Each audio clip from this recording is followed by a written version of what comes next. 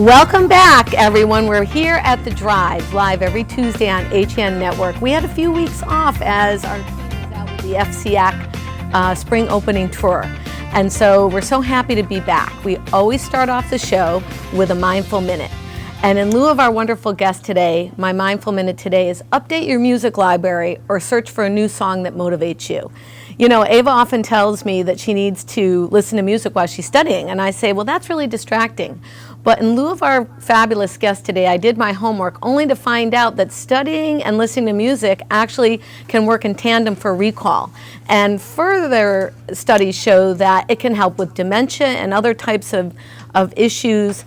And with exercise, synchronized music can help you enjoy it longer and stick with it. So music is an important part of our life. And today we're going to talk about the benefits of music with composer, producer, songwriter, 13-time Emmy Award winner, Andy Gundell. Welcome. Thank you so much for being on. We're so fortunate to have you here. Thank you so much for having me. It's and really I see you brought your guitar, so we might get a song or two out of you. I never go anywhere without it, so yes, absolutely. So I know a lot about your background, but I want to hear from you. You've got a band.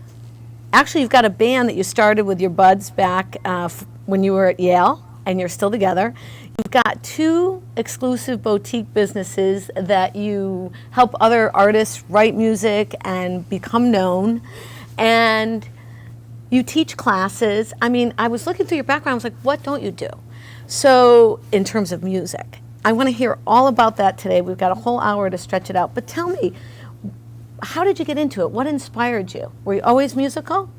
I think I've always been musical. How I really got, well, I grew up in a very musical household, first of all. Oh, okay. My mom played pretty good piano. My dad was kind of played a goofy ukulele. Uh-huh. And there was always a lot of singing around the house. Happy house. Happy house, singing, music was a part of my growing up. I like to say I probably tried to play every instrument in the elementary school band: violin, cello, clarinet, xylophone. Nothing turned me on. Nothing. But there was a lot of music around. We grew up in Rye, New York. Uh-huh. Not too far away. Not too far away, and not too far from New York City. Mm-hmm. So I was exposed to a lot of the culture and arts and entertainment in New York. And my folks were very into musical theater, mm-hmm. so I got a great exposure to some of the classic music, theatrical stuff of the time. The great shows, Oklahoma, Man of La Mancha, My Fair Lady.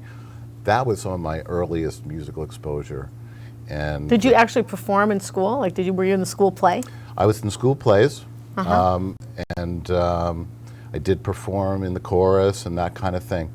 Nothing really, really turned me on, though, mm-hmm. until the fateful night of February 9th, 1964.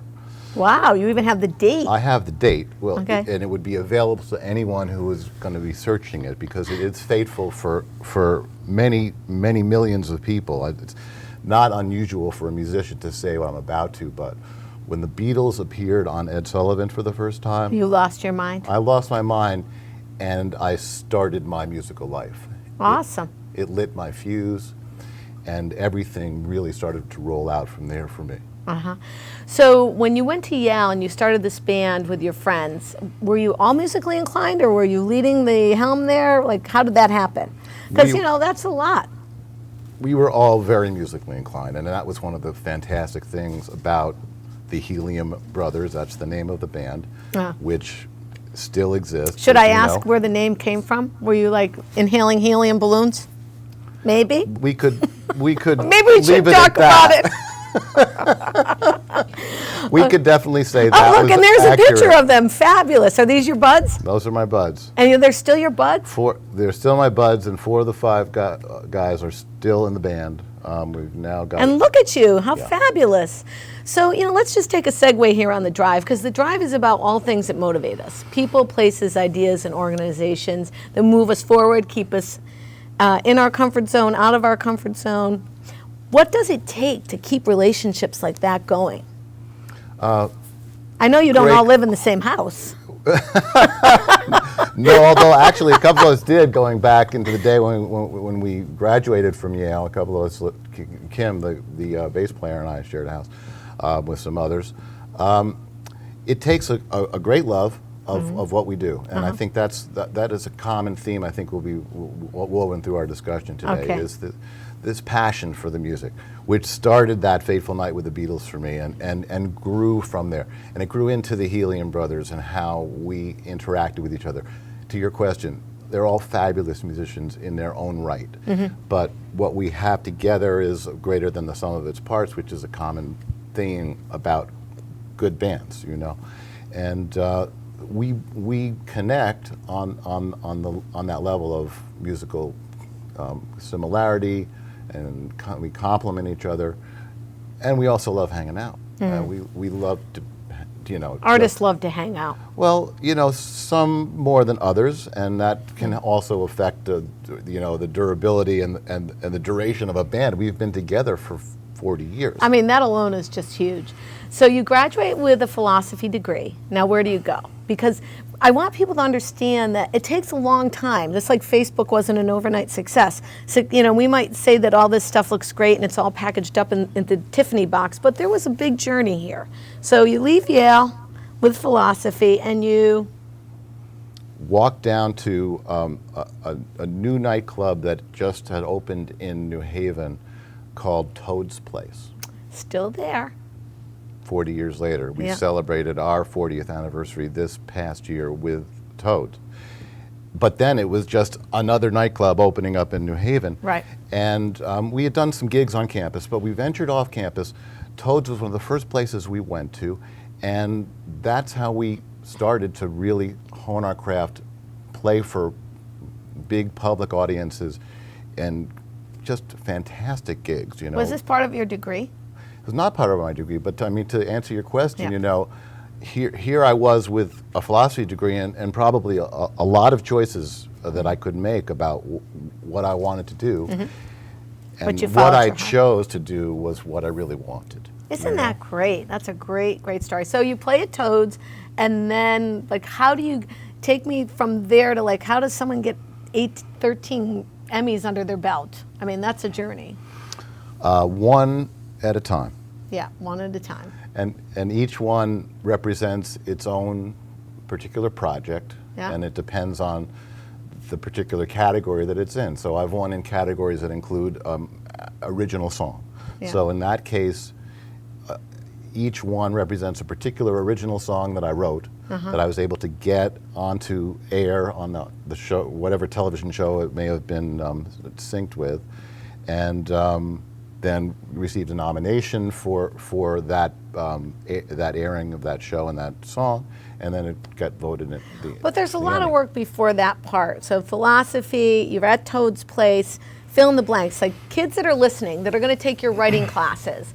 We don't want to make it sound too easy because it's like anything, right? Fantastic question. There's definitely it's not that easy. Let's talk bridge the gap. Yeah, bridge the gap there.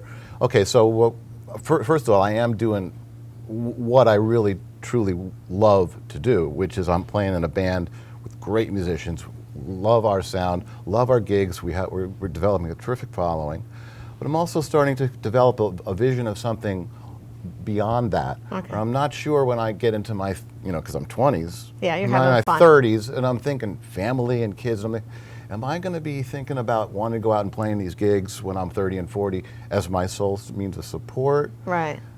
Because I've already developed the feeling that I just want to make a living making music. Of course, I want to make a good living, but my dream is to do that. And how am I going to make that dream come true? So yeah, it doesn't just jump from Toad's Place, even though there's 300 or 400 kids going crazy for us, to Emmy Awards. Right. It follows a path, and the path roughly means getting your stuff out there. And I say that as one. You like to talk in metaphors. I read your stuff, and I like to talk in mantras. One of my mantras is it's not just about, the music business is about music and business. Yeah. You can't just be making the music, you have to get it out there. So in the Helium Brothers, I started to get my stuff out there, so to speak, and being close to New York, I made contacts in New York where I was able to get people Bring the in tape industry, in like we see on bring the old tape in. shows. It You brought was- the tape in. It was cassette tapes at the time. You were bringing the Yeah. bringing the tapes in. You were sending them around. So I made contact with a bunch of different people, but one gentleman in particular really influenced my life greatly. His name was Elliot Lawrence, and he was the musical director of NWA, huge ad agency, Yeah. as well as the music supervisor of several big daytime television shows, Guiding Right.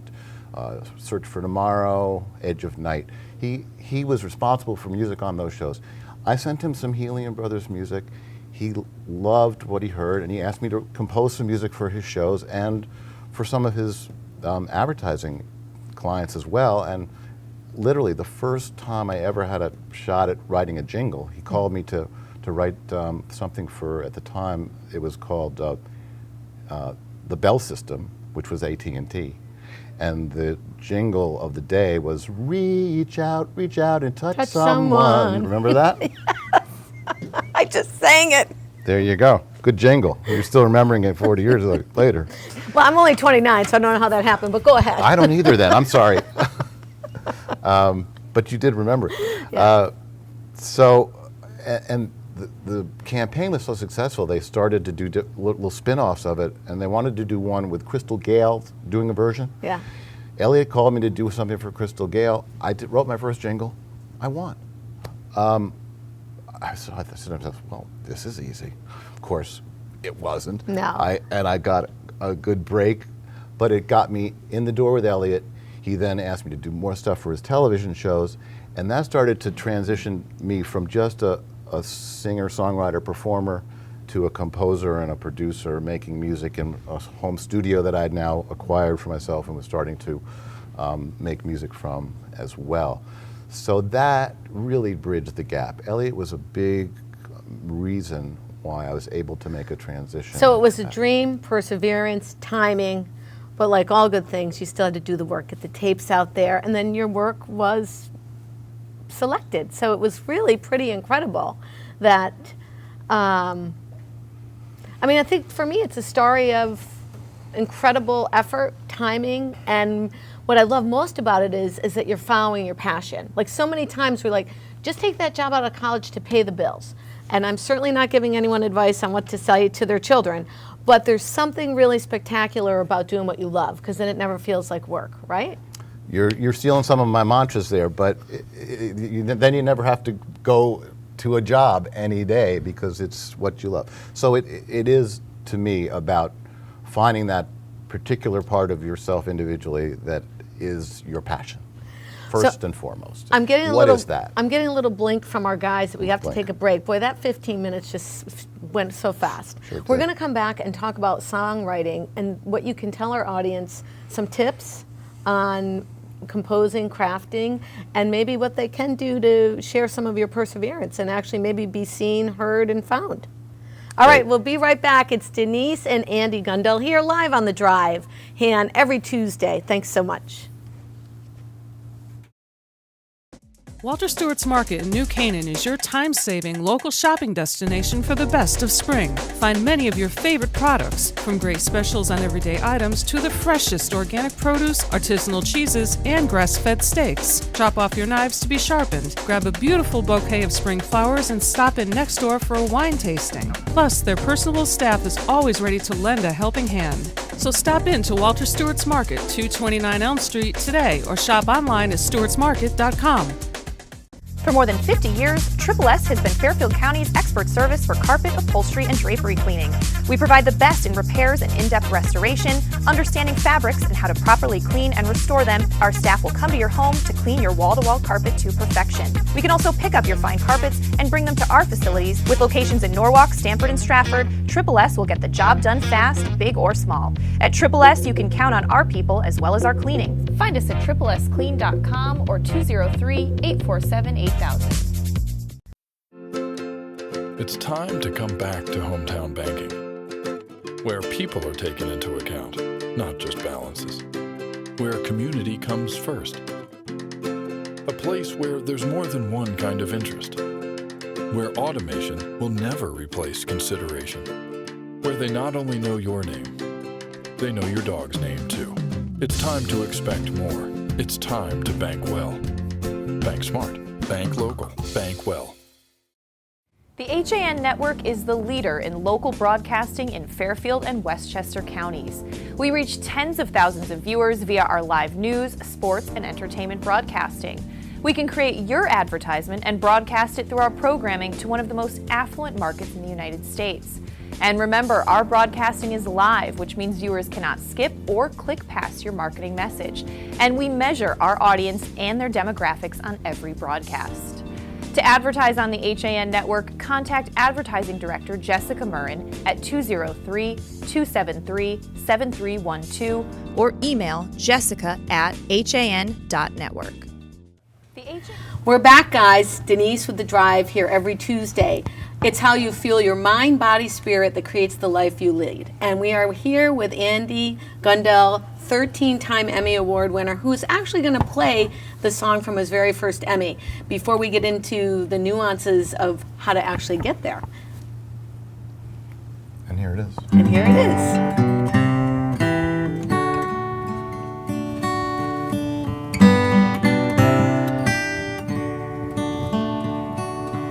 This house is so full of memories and dreams I've lost and found. Everything rushes back to me as I take one last look around. I feel the love of a family that's always there, and of friends who've always handled my heart with care, shining on me like a light that guides my way. And home gives me the feeling that I'm never far from home, even when the road is dark and I'll be out there on my own. So as I pack my bags to leave, I close my eyes and make believe I'm gonna find love like this again. Now looking back, I can see mistakes I made alone. No matter how you try, sometimes you get to a place you can't rise above. I see the smile of a woman I loved and lost. It's impossible to measure the gains, the cost. Bitter and sweet is the way I taste these tears. And home gives me the feeling that I'm never far from home, even when the road is dark and I'll be out there on my own. So as I pack my bags to leave, I close my eyes and start to believe I'm gonna find love like this again.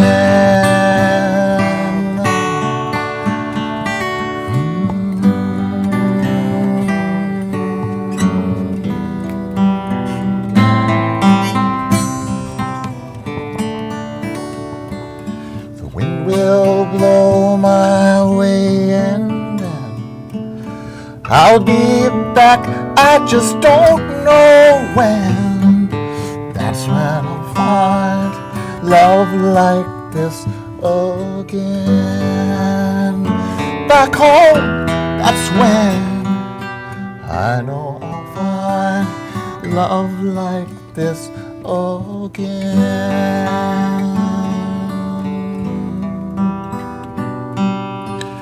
I'm gonna find love like this again.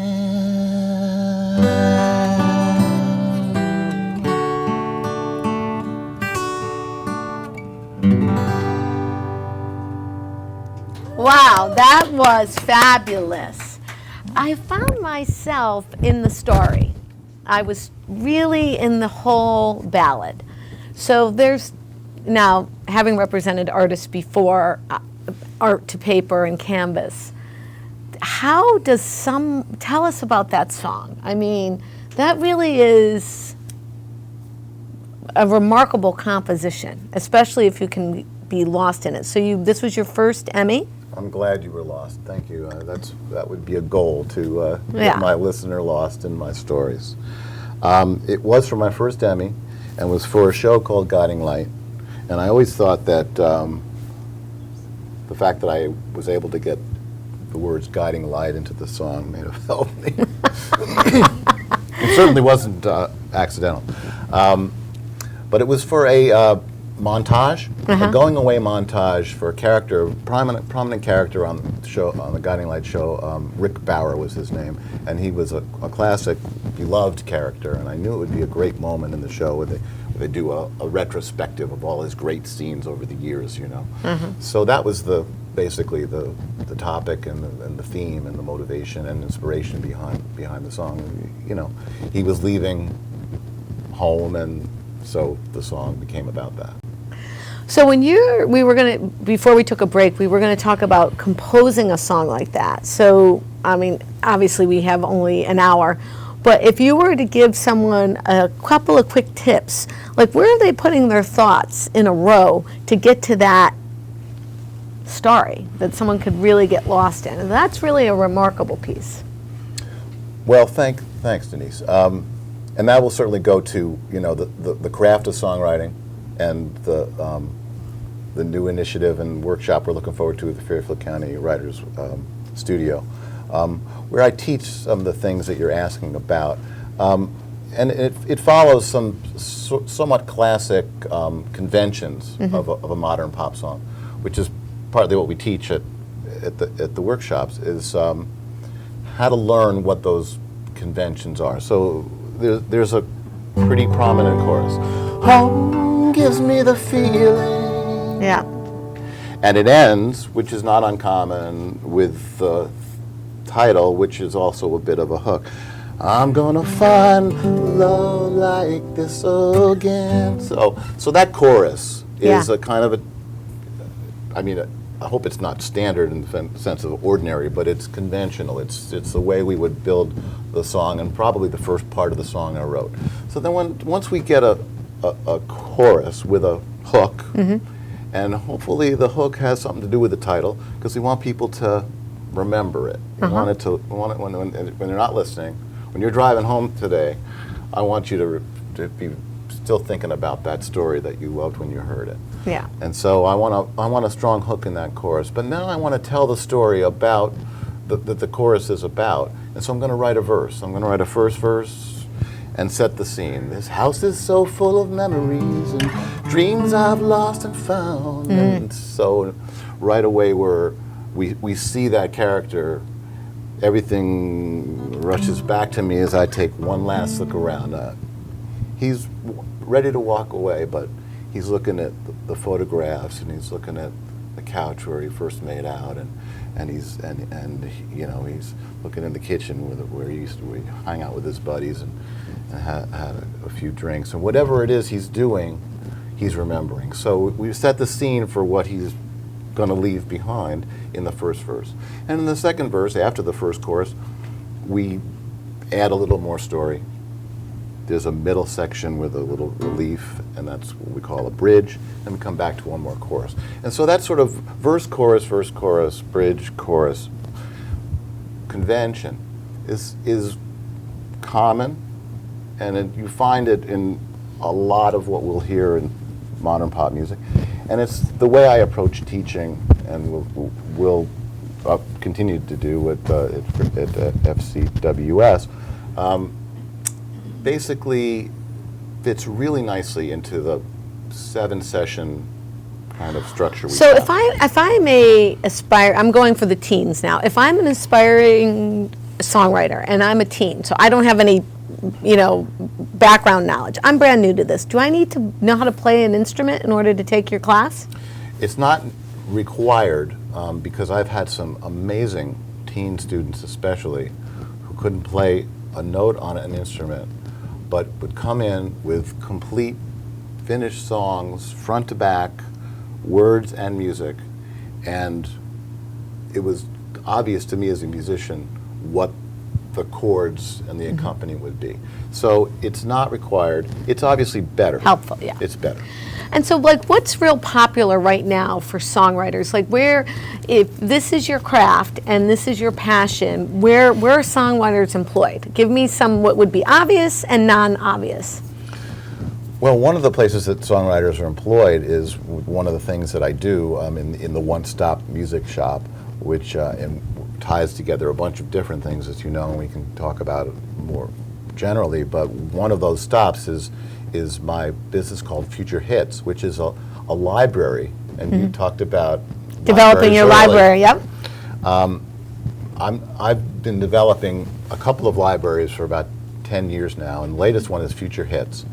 And that's a great opportunity for not just kids, but all musicians to license music that they've composed or written to media outlets like film, television, advertising. People can go there and buy from a pool of available songs. Licensed as opposed to buy. They don't buy it out. There's publishing issues, so it's a license. It's a license agreement, and we basically become the middleman between the providers of the content, which are talented independent musicians, and by independent I mean not already signed to a publishing or a record deal themselves, so they can sign with us to become third-party intermediaries to license it to film and TV people that we work with as clients. Wow, that's fascinating. It's a great business. It's one of the businesses that's still thriving in the music industry, which in many ways is really struggling. Why is it struggling so? I mean, I hear about it, but I don't completely understand it. One of the big reasons is that what used to be a huge source of revenue for the business was in the sale of physical product. And with the advent of the digital age, which I like to call the second industrial revolution, it became possible to basically steal anything you wanted by not fairly and not buying the record, buying it. Right? And it happened. Started with Napster, and it evolved from there. And it continues to exist for those who want to, can basically find anything for free. YouTube, obvious example. Although YouTube is monetized to the writer, and other streams like Spotify and Pandora too, not nearly as profitably as when vinyl and cassettes and CDs were sold as physical product. And so people who are really just in the business of performing, recording artists, and releasing their music that way and depending on revenue from it have taken a big hit there, and so have the purveyors of it. The major labels that used to be the tastemakers and the gatekeepers of the business are hurting for it. Because everybody can be a self-published person and a Napster and nab it, yeah. So I find it fascinating that you have. Tell us a little bit more about you as a businessman, because, again, you do so many fabulous things, but it takes a lot of work, it takes a lot of dedication. So you have One Stop Music Shop, you have Future Hits, and those are sort of boutique businesses that you oversee. And do they stretch globally, nationally? Both. Yes, because I work with people all around the world as well as domestically most. So did that come post or pre-Emmys? And how did you get into it? Like, what made you think that? Because I like to have our audience be motivated. Right? If they're thinking about starting their own business, or they're thinking about starting something that seems too far out, like, you can actually make a business. You can actually make a living in songwriting. So tell me more about that. Well, let's connect some more dots, okay? Because I think it's great that you make the point that it doesn't just happen and that there's some intentionality required. And for me, the journey, which is a word you've used, continued along the path that we've said, where I got into composing for TV, into working on television shows. So I spent, as a musical director or supervisor, and so I spent 10 years as a musical director of Guiding Light, and then 15 years after that as a musical director of All My Children. Wow, that's a whole lot of soap opera. There's a lot of soap opera. Yeah. Lots. But that had its benefits, I'm sure. It had tremendous benefits when it came to paying the mortgage at the end of the month. Yeah. But it had tremendous benefits on an artistic level too. I learned so much about how to make music for TV. Yeah. And also how to work in a creative workplace, because there's hundreds of people involved with putting those shows up. People turn on TV and they don't realize how much goes on behind the scenes to make it happen. Boy. So I learned a tremendous amount that I'm really, really grateful for those years for. One of them, to the question, is we worked in the shows with third-party music libraries that either CBS or ABC provided to us as a resource for us to be able to score our shows, one of several. And so I got to learn about what music libraries are like. And in general, I was sort of disappointed with a lot of stuff that I would hear, and I remember one particular time looking for a piece of music to score a particular scene, looking through about 9 or 10 CDs to find one song. Yeah. And I said to myself, if I have the chance to do this better, I'm going to do it myself. Once again, you were inspired. That is very cool. I was inspired by, in a way, and this is necessity kind of is the mother of drive everything. stuff. Yeah. You know, it's like I was inspired by a certain frustration. A need. I took a no and then turned it into a yes, and I think that that's important for all of us in the creative arts, and especially trying to turn them into commerce. Is we run up against roadblocks all the time. The creative arts, trying to get it marketed is incredibly challenging at times, especially where you've got so many players in the market now, and so many aren't great. Well, we're going to take a break right on that note, and we'll be back to hear about why Future Hits is great and One Stop Music and your life as a businessman. We'll be right back, everyone. It's Denise DiGrigoli live here on The Drive every Tuesday. Thanks for tuning in. Had a sports injury or slip and fall that needs immediate care? Coastal Ortho Express Urgent Care gives you direct access to an orthopedic specialist fast without an appointment. Biking, golf, tennis, soccer, whatever the sports injury is, sprain or fracture, Coastal Ortho Express can help. Coastal Ortho Express Urgent Care open Monday through Saturday in the iPark building at 761 Main Avenue in Norwalk, or go to coastalorthoexpress.com. That's coastalorthoexpress.com. Like them on Facebook. Can't wait for it to get warmer so you can start fishing again? Get over to the Dock Shop, where they have the latest in fishing tackle, marine electronics, boating supplies, and more. But remember, the Dock Shop isn't your average tackle shop. You'll also find the finest selection of nautical apparel, jewelry, home decor, and gifts in New England. Boater, beach bum, fisherman, or simply love the New England coast, this is a unique place to shop. The Dock Shop, 51 Tokenique Road, Darien, 609 Riverside Avenue, Westport, dockshop.com. For over 25 years, Mike Cizik Painting and Wallpapering has been the name to know for residential and commercial properties in Fairfield County. He uses only the top brands, including Benjamin Moore, for impeccable preparation and lasting quality. Call Mike now and receive $500 off any job over $7,000. Mike is currently accepting reservations for spring, so call him today at 203-770-8869 or 203-972-3310. For your custom painting, finishing, and staining needs, it's Mike Cizik. Join the HAN Network and Make-A-Wish Connecticut to help make travel wishes come true for local kids with life-threatening medical conditions. Donate your unused airline miles to the HAN Network Wishes in Flight campaign. Over 70% of wishes granted involve travel, and your unused airline miles can help make kids' dreams become a reality. Plus, once you donate your miles to Make-A-Wish, they will never expire. Donate your unused miles and help the HAN Network share the power of a wish.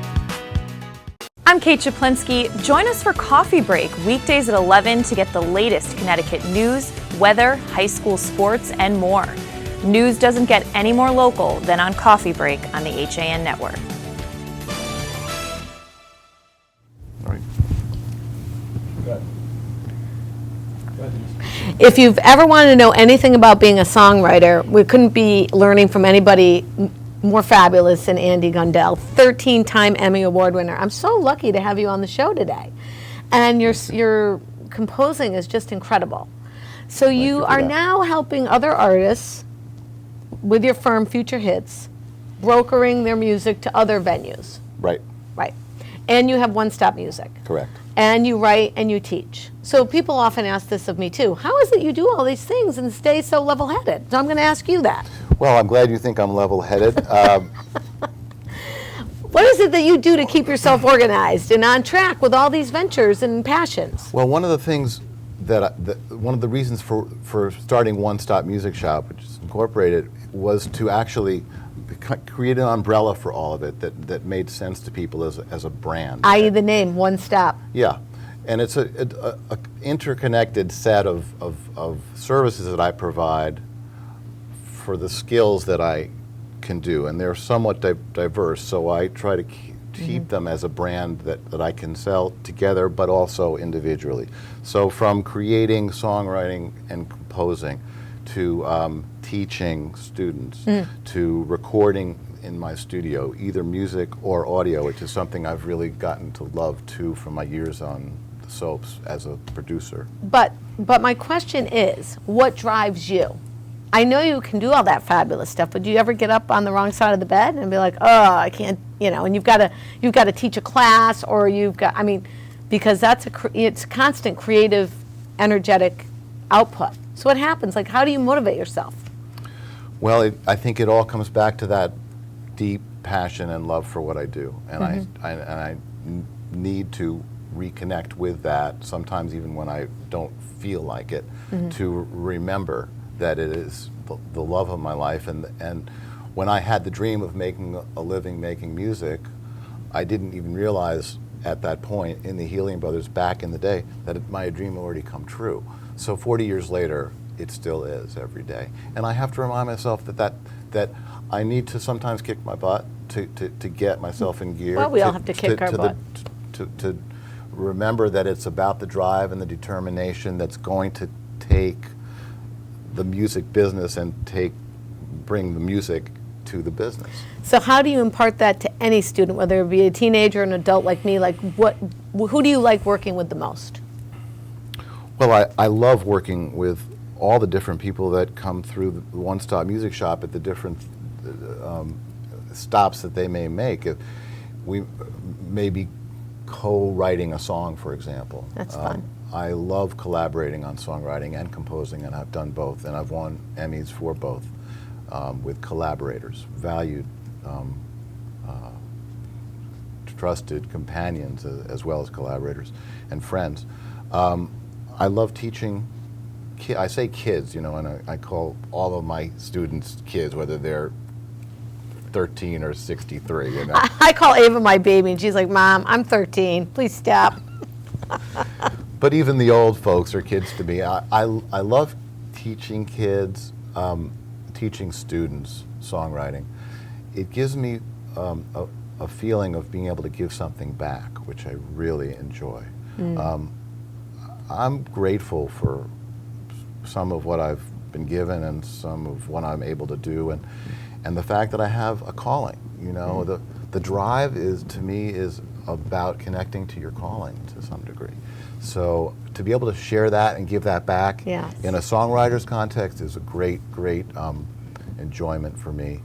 And I love working with musicians in general. So the library, where we have between 150 and 175 songwriter composers signed to our roster, I'm working with a lot of different musicians all the time to help them help us get their music out there. So as a passionate person, working with all these sorts of people, what is it that you do when you, how do you steer your energy when you're working with someone that maybe is not as positive as you, and that you kind of need to help them connect to their passion or get them out of their own way? What is it? Do you have a trick? I talk about what we're talking about, which is reconnect with that part of you that you love. What is it that you love? What brought you to this workshop to learn this? Why are you in my studio recording a song that you like?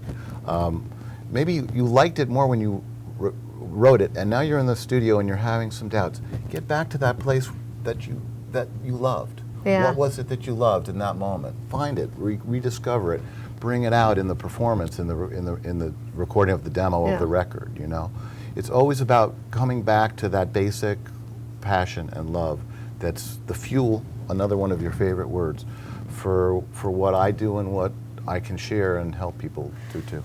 Well, that's great. Speaking of fuel, are you going to fuel us with a second song? And tell me about this song as you are coming out with some other contraption here that looks like a really cool harmonica. It is a really cool harmonica.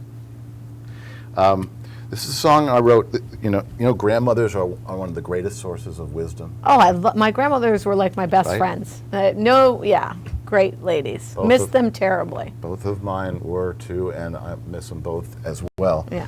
On the maternal side, my grandmother lived to 100 years old. Wow.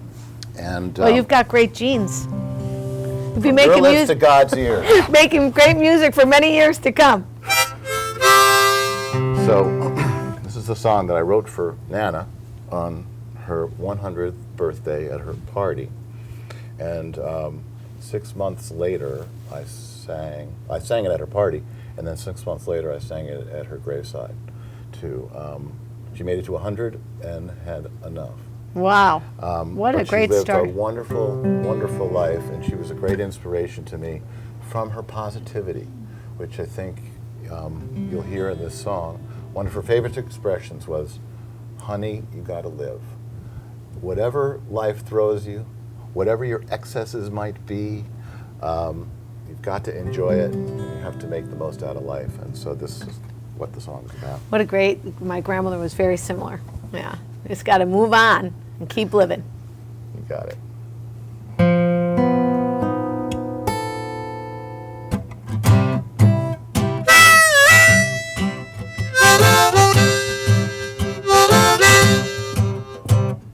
Honey, you gotta live.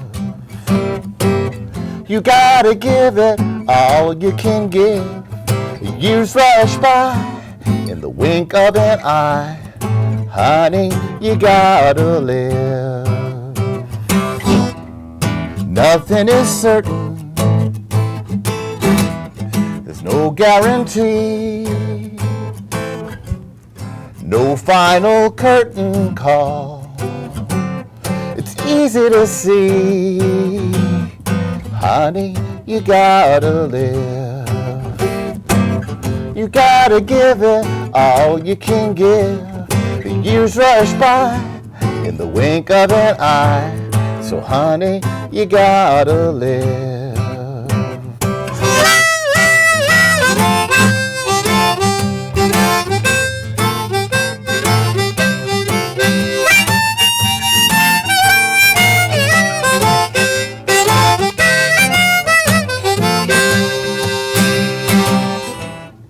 Count every blessing you earn on your way. It's always a guessing game, but who knows, you might turn 100 someday. Honey, you gotta live. You gotta give it all you can give. The years rush by in the blink of an eye. Honey, you gotta live. Honey, you gotta live. You gotta give it all you can give. Years rush by in the blink of an eye. Honey, you gotta live, yeah. Honey, you gotta live. I said, honey, you gotta listen to your grandma. Honey, you gotta live.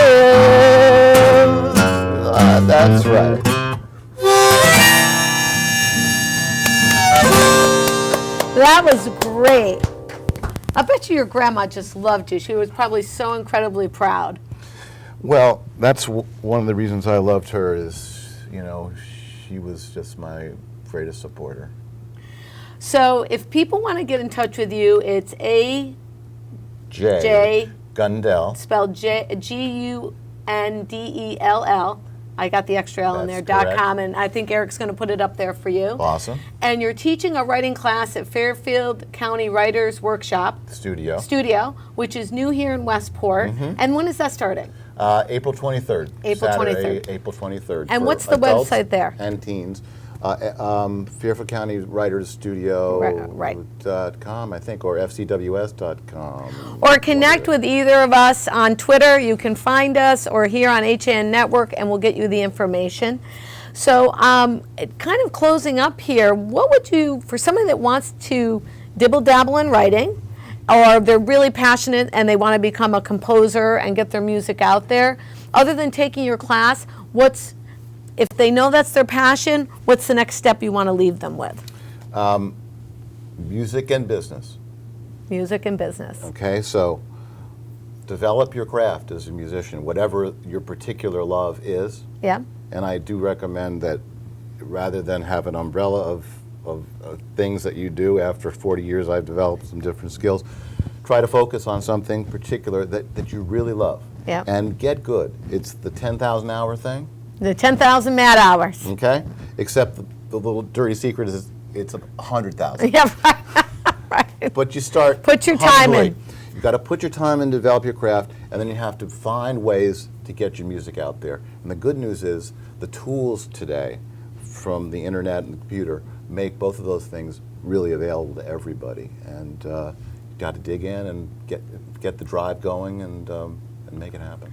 So I'm so appreciative you came on. It has been more than a pleasure. Likewise. This hour flew by. And if you are interested in knowing more, ajgundell.com. And yes, find your passion and motivation every Tuesday here on HN Network. I hope you'll come back and see us soon. Anytime. This was a delight. Thanks for having me. And thanks for the great music. That was awesome. Thank you. Okay, guys, we'll see you next week. I'm back 12:30.